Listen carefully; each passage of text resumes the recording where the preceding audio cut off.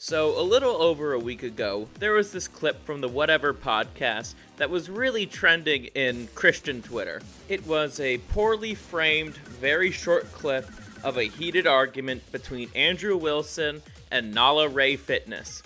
Allow me to show you the clip. How are you a Christian, bro? You know perverse speech is actually a sin? 50 I'll never lecture me about anything, ever. Ever. Wow, that really shows your character. I'm so glad this is on camera, bro, because all you Christians out there, this is someone who claims to be a Christian right here. That's crazy. No thanks. I love this. Shouldn't you be celebrating that she has turned away from her sin and joined Christianity? I believe her. She's not a Christian. She denies the divinity of Christ. She did. I never said that. Who are you to say she's not a Christian? That's between her and God. If you deny the divinity of Christ, you are not a Christian. Simple as. What's funny is that's coming out of your mouth, not mine. Yeah, good. I'm glad it is. Now, a majority of Christians were on the side of Nala, the former OnlyFans whore. Now, if you've seen more or heard more than just a 50-second clip, then you'll know that Andrew Wilson actually won the argument. And I'll tell you why that is. It's because he actually knows what he's talking about. Now that's out of the way, I want to discuss my own personal findings from this, as well as some observations I have. The first one I have is that Orthodox Christianity is a very masculine denomination, and that's the denomination that Andrew Wilson is part of. Now, what makes men attracted to orthodoxy? Well, it goes back to male nature. Us guys, we like order, tradition, and especially for this video, function. When we read the Bible, not only are we thinking about the spiritual stuff, but we're also thinking about how it functions in the modern world. There's a reason why people say the wisdom taught in the Bible is timeless, and it's because it works. That's why I personally can't stand it when people say Matthew 7:1. If you're trying to see how it functions, you need to read the parts that come before and the parts that come after. Now, I've also seen other clips of Andrew on different episodes of the Whatever podcast, and this is how he argues when it comes to faith. But the Sewing Circle Christians don't exactly understand that. Then again, a lot of them are fucking Protestants, and you know my thoughts on Protestants if you watch the ScurvyRum show. But since we're talking about function in this video, the Sewing Circle actually does have a place in Christianity. Its function is to help nourish the spirit, and the way that it does that is using the more positive verses of the Bible. The Orthodox Sewing Circle is a little different, but it largely serves the same function. But the feminine needs a masculine counterbalance. The masculine counterbalance in question would be the Deus Vult people, or the Thelema Theo people in Greek. I probably butchered the Greek part, but hey, I'm a little rusty. This is the space where a majority of Orthodox Christians are. The same thing applies to people like Undead Chronic. We absolutely do care about who is in the flock. And part of that responsibility means holding people accountable to their past, as blunt as we might be. The reason why we're blunt is that we care that people convert sincerely, and Nala is not sincere about her conversion. Now, some Sewing Circle Christians would bring up biblical figures like King David or Saul, but the thing is, those guys, their conversion was legitimate. It was sincere. They wanted to be Christians, not to grift for an audience, but because they believed in the message, and they want to spread that message.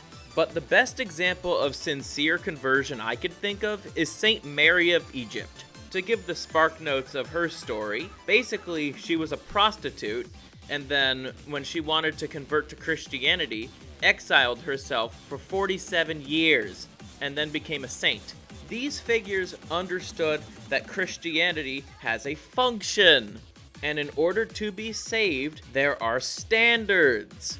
Now, I'm a recent convert myself, and there's a lot of things that I have to learn and relearn.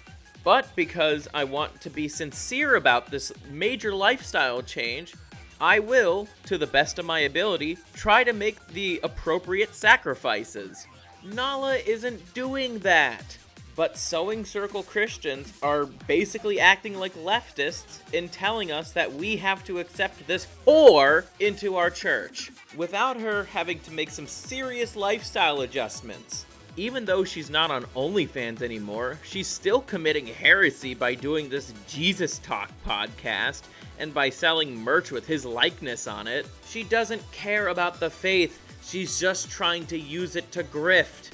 To bring another issue into this, young men are still leaving the church. They don't have an interest in going anymore, even if they still are of the faith. They notice that there's an influx of born-again virgins, aka OnlyFans whores, and single mothers that are basically using the church to meet a gullible man who will be their financial bailout. They recognize that the function of the church that they go to is faulty. What's worse is that there are way too many of these feminist churches, or in other words, houses of Satan. This is a big reason why I decided to go into Orthodoxy rather than go back to Catholicism. Those churches are not feminist houses of Satan. They have and always will care about how Christianity functions. And because of that, I encourage young men to become Orthodox. Ultimately, what I'm trying to get at here is that because a lot more Christians are in the quote-unquote sewing circle, the religion is becoming too feminized. If you're looking for evidence, just see how many Christians are pushing back against people who are saying to hold other Christians accountable. That's something else about a lot of masculine groups, is that they hold each other accountable. Even though holding people accountable and making wise judgments is a good thing in the Bible, the sewing circle Christians thinks it's a sin. It's clear to me that the sewing circle keeps stepping out of line, and it clearly lacks the skills that are needed to properly talk about this. To conclude this video, love and light absolutely does have its place in Christianity. It's important to let people know that even though you are a sinner, you can still be saved. But you also need to balance that with accountability and caring about the function of the religion. The feminine needs the masculine just like the masculine needs the feminine. One of the biggest problems with modern Christianity is that it's too feminine, and this is a microcosm of that problem. The solution to this problem is that you need to bring men back into the fold, and the way that you do that is reestablish standards. That way you won't have slack-jawed idiots like Nala claim that she's saved because she decided to pick up a Bible one day, and focus on preserving the function of the religion. Hopefully this video got you thinking, and if it ain't, then I wasn't being provocative enough.